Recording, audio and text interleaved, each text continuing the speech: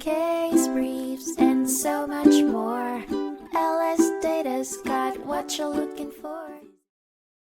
In 1973, the United States Court of Appeals for the Seventh Circuit heard the case of Home Indemnity Company v. Twin City Fire Insurance.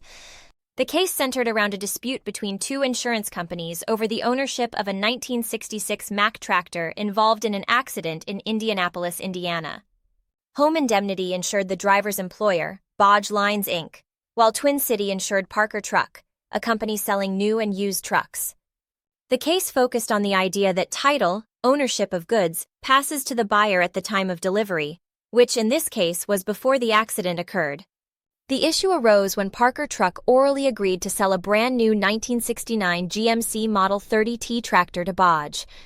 The negotiations included trading in the 1966 Mack tractor, which Bodge owned, and an agreement allowing Bodge to remove some of the Mack tractor's tires to replace them with used ones.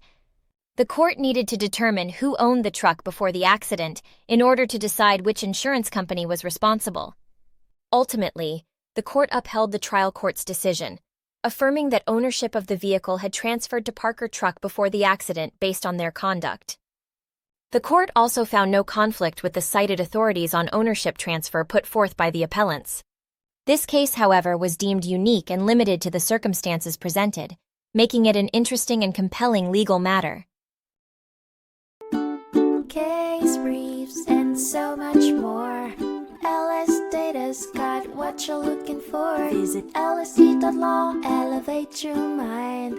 Leave the stress of class.